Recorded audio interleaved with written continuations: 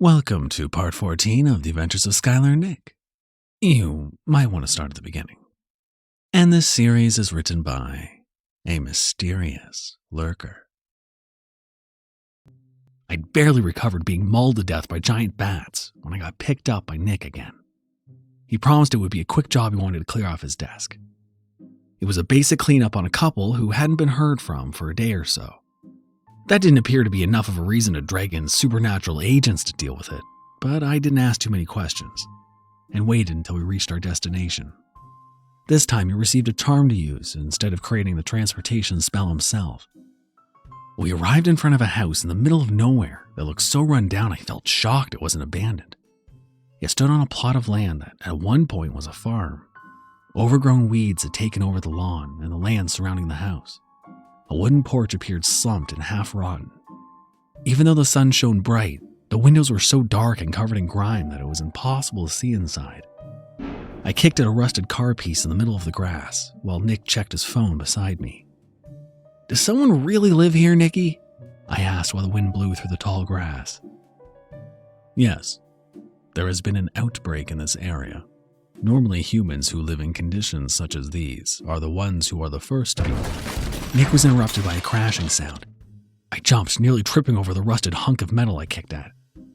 I looked over to see what newcomer just arrived by using what I assumed to be a transport spell. A nearly 8-foot-tall lizard creature was crawling out of a circle that burned into the ground near us. It crawled on all fours, covering the distance at a blinding pace. A massive tail cracked behind it as it tore the grass as it moved. Standing up, it yelled in a booming voice that echoed, "Agent!" I could do nothing to help as the creature wrapped its powerful arms around Nick, easily lifting him off the ground. My hand flew to my side and dread overtook my chest as I realized Nick hadn't given me back my gun yet. I thought my partner would be crushed to death. Then I noticed something. The lizard was wearing what looked to be an open suit jacket, and it was wagging its tail. "I have not done a job with you in ages. You've gotten taller," the lizard said, happily through a mouthful of teeth. My mouth dropped open a little.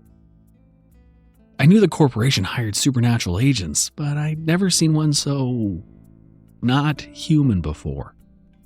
It looked similar to the twin lizards we fought. Its skin was dark red and its eyes glinted like rubies. Nick was set down after another rib-crushing hug. I almost got one next, but the lizard stopped because Nick told it I'm a human and I couldn't handle a greeting like that. Instead, the lizard held out a clawed hand to shake. I was nearly lifted off my feet from the handshake. "Nice to meet you, human helper. My name is Hot Sauce," the lizard said proudly in a deep voice and with a massive smile. I had to have heard the name wrong. Hot Sauce? Really? I looked at Nick, who nodded. Abrash and I text often, even though she may not have the time to respond all the time, but rather all at once. She's been giving me little bits of information when she could. One of the random little bits was about names supernatural creatures took. Due to the fact most spoke in a language humans could not understand, creatures would take a human name. It would either be a mess of letters they thought sounded nice, or it would be by following a popular trend. The current one, it seemed, was naming themselves after food. Even after hearing that, I didn't think anyone would ever pick a condiment. "It's, nice to meet you, Mr. Hot Sauce," I said, sounding a little stunned. If I wasn't shocked, I would have laughed. "Miss Hot Sauce," she corrected as I felt my face flush. Hot Sauce's form was much like a bodybuilder's, and it was flat. I guess lizards had different body types, so it made a human like me impossible to determine her gender. I apologized, but she waved it off, stating she looked so handsome it was understandable I thought she was a male. This would be the first time we got another agent to work with us. After we were all introduced, we turned to Nick to get caught up on the job at hand. "We fear the couple inside are victims of a nest. If that is the case, we asked Hot Sauce to help with the cleanup. We are going inside the house looking for signs of life. If we spot anything strange, we are to leave at once. If the couple has become infected, we cannot save them." I wondered why Nick started being vague on the details. He must know I didn't have the slightest clue what a nest entailed. When I looked over at the tall lizard, I realized the reason for it. She looked nervous. Whatever made her look like that, I didn't want to deal with it. If Nick told me any more details, I might not be able to go inside. He handed over my gun, all the spells having been recharged for the automatic reloads. If we are all ready, we'll go inside. Nick took a step and Hot Sauce stopped him when she raised a hand.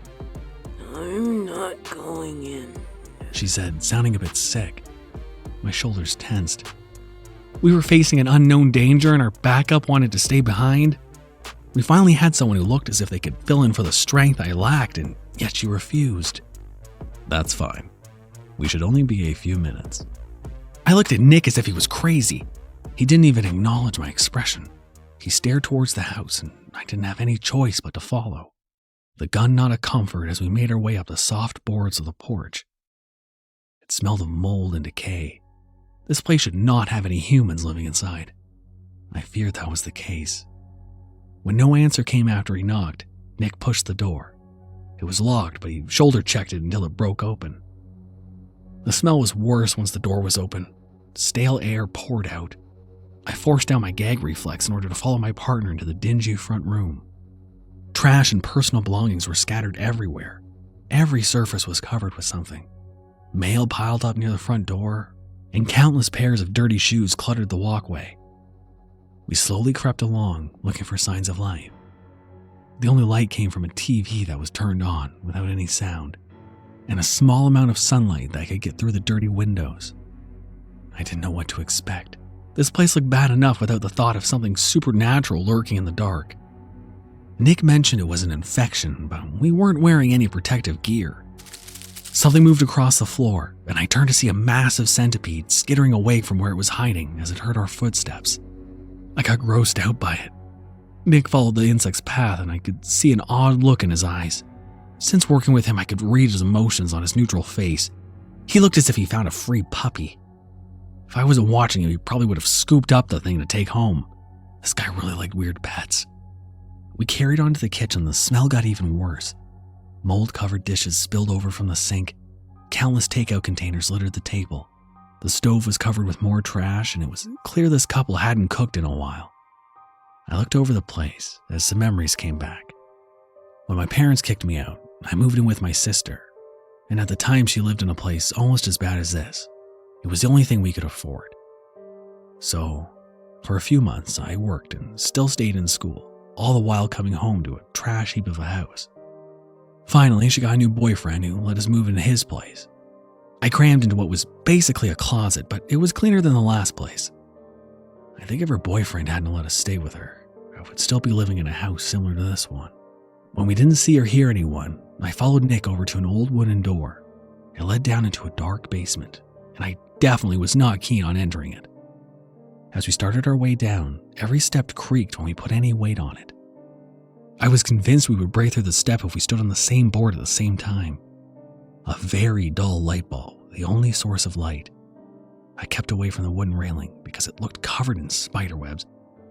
Gregory was still on my mind, and I did not want to see another spider again if I could help it. Nick noticed how I was acting, and at first thought something might be going on beside my fear of spiders. I had to tell him I was fine, and that we could keep going. The basement floor was cold cement. At one point, someone tried making the space into a living area, so an old mattress laid on the floor along with some couches and chairs scattered throughout the place. At first, I'd assumed we'd find nothing. The room was as still as a grave. Then, I heard something. A rustling sound, almost a crunching, coming from one of the chairs nearby. Nick got out a flashlight for my benefit, and I really wish he hadn't. In the dark gloom, a man sat against an ancient leather chair instead of in it. I started to call out to the older man to see if he was all right. His head raised in a jerking motion, causing my words to get caught in my throat. In the beam of the flashlight, I saw the worst thing I'd ever seen in my life. No wonder why Nick didn't want to be upfront about what we might find. I would have stayed outside with Hot Sauce if I knew. He wouldn't even be able to drag me inside. Small holes were eaten away from the man's flesh. His eyes were empty and dark. Something else controlling his body. We heard that sickening sound again, causing my entire body to itch. What I saw next made me scream so loud it even made Nick jump. Hundreds, possibly thousands of small insects that looked a hell of a lot like spiders started to pour from every orifice and hole in that man. I ran before my mind even knew it. The terrible truth of what a nest was came to light. I needed to get the hell out of that house. A brief hint of guilt came as I realized I'd literally abandoned Nick for a few seconds. I flew up the stairs and let out another sharp scream when my foot fell through the rotting wood. My entire body squirmed, thinking about how many spiders and other bugs may now be touching my foot from under the steps. I struggled to get up the stairs as Nick was taking a few steps towards the way out, while not taking eyes off the infected man. Somehow, that man stood up. More and more of those spiders poured out in such large amounts I heard them moving. I got dizzy from fear. This was something I simply could not deal with. Nick was really going to get a lecture if we got out of this place in one piece. As the flood of spiders started to race towards two new hosts, Nick wisely decided to haul ass. He leapt up the stairs and grabbed me around the waist. He pulled me free and lifted my body into his arms, knowing I was too frightened to run properly. The mass of spiders reached the steps just as he got back into the kitchen and kicked the basement door closed. As we were leaving the room, I saw spiders pour through the cracks of the door out into the room, looking for us. I was going to scream again at the sight. As he tried making our escape, we bumped into something as we turned a corner. I clutched at Nick, expecting to see another person infected with a nest of spiders. Instead, we came across Hot Sauce, who also let out a scream and took hold of Nick. For a few seconds, we were both crushed in her arms as she frantically looked around. Our attention was drawn to a flight of stairs, to the second floor we had ignored earlier. Looking down at us was an older woman dressed in a stained flowery print nightgown. Her mouth opened, and countless spiders started to pour out, and more came from holes they created in her body. I screamed, Hot Sauce screamed. Nick just stood there, not knowing how to deal with the both of us. Then he quickly got behind the massive screaming lizard just in time. While she still screeched in fear, her chest puffed out. Hot Sauce then started to puke a long stream of what looked to be lava onto the wooden stairs in front of us. Inhaling, she then spewed a long breath of fire, aiming for the spiders and trying to take out the house at the same time. There was nothing worth saving in that place. The heat from her was too much. I started sweating and felt like I was going to get a sunburn for being so close. Nick ran, still with me in his arms. He kicked down the front door as we stumbled onto the grass. I scrambled to find a garden hose. In a state of sheer terror, I started to toss off my shirt and run through the grass, feeling filthy. The water poured over my head as I frantically tried to get the imaginary spiders out of my short hair. Nick would have humored me and let me strip down naked to wash off, but I soon got pulled away. Hot Sauce came out of the house, still screaming. She tossed off her jacket, also convinced there were spiders on it. Then she turned towards the house and let forth a full burst of flames, so powerful it took the top half in seconds. It took her a while until she calmed down. Nick found himself with a hyperventilating, fire-breathing lizard and a shirtless partner, itching their arms and freaking the hell out. He opened his mouth to speak, but both Hot Sauce and I started talking at once, furious that we even needed to see such a thing. He assured us that we weren't in any danger. The insects that infected the couple inside could not survive the heat. Hot Sauce literally rolling herself in flames to make sure nothing survived on her skin. Nick said it was overkill. Nothing was overkill when it came to goddamn spiders. After we both calmed down a little, and the house was burned down to the first floor, Nick got ready to explain. Hot Sauce's flames only burned what she wanted them to. The grass and surroundings of the house remained untouched, so thankfully we weren't going to accidentally cause a wildfire and burn down an entire small town. Clearing a space, Nick started to draw a spell that would ensure no insects would remain on our clothing if any got on us in the first place. It depends on which species is nested, but normally the eggs take 2 days to hatch. The way to destroy them is heat. This spell will put your body through high temperatures for 30 seconds. That shall be enough to make certain you are not carrying anything back home. Can you do the spell like 10 times? I asked, still scratching my arms. No, you'll die. Nick responded in a dead tone. He really didn't understand why both of us were overreacting. I let out a long sigh because he'd already forgotten that I told him about my fear of spiders. Nicky, I can't deal with spiders. Why did you think it was okay to bring me into a house like that? They're not spiders. They have 6 legs. I just stared at him. not able to believe our first fight since becoming partners would be over insect leg count. I dropped it and let him hit me with the heat spell. It felt extremely uncomfortable, but better than the alternative. I looked over at the nearly burned down house and felt a hint of remorse for not being able to do anything for the couple. No one should ever have to live like that, let alone die in such a way. How did these two get infected? Was it not hot enough to kill the eggs? I asked finally. It is uncertain where they picked the eggs up from. There was an outbreak in 4 houses due to the fact that there was an issue with water being cut off for the past 2 weeks. A main pipe broke, causing some houses to be without. The eggs would have been killed off if the people in any of these houses had been able to have a hot shower before they hatched. It's the reason why the lower income houses are often the ones infected by a nest.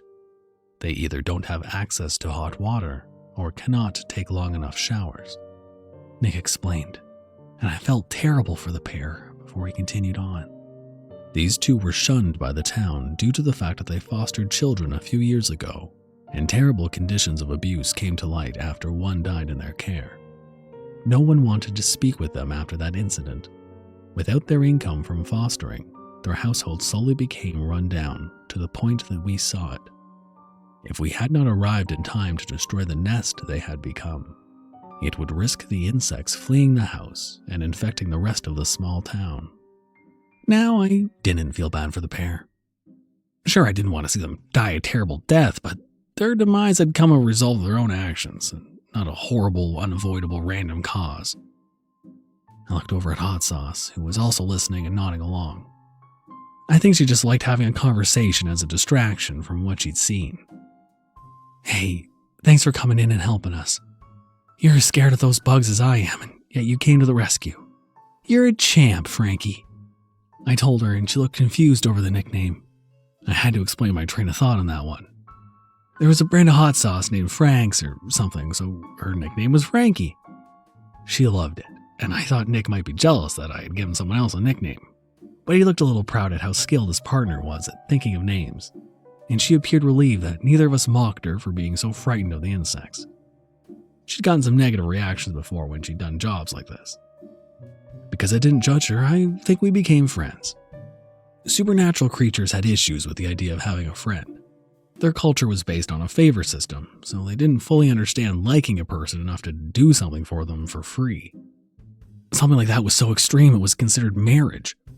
In fact, she did throw down a marriage offer before she left, which I gracefully refused. And thankfully, the massive lizard didn't appear offended. She left with a wide grin and a wave, promising to help us again if we ever needed it. A deep part of myself almost regretted refusing her offer, and I pushed that feeling down further. Working with cute creatures might just start making me questioning my preferences. There was one more house Nick wanted to check on, but he brought me back home for the day. I was very thankful for being able to ditch the rest of the job. I think I spent the rest of the night in the shower. My apartment would be having an increase in hot water usage going forward. That was for sure.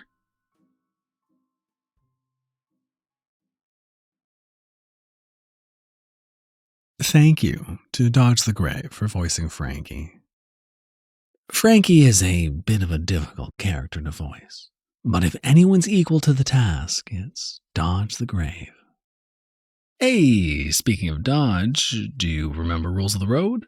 Well, it's a book, and now it's an audiobook, and she's in the audiobook, along with many other talented narrators. But the most important thing is, I got to be Buck, and that's all that matters at the end of the day. So, how would you comment sassy sweetness down there on the story, and, Twitter message me or email me or something if you want one. And you have to be in the US or UK. I have about 5, let's say. All right, have a good night, and you can handle another horror story, right?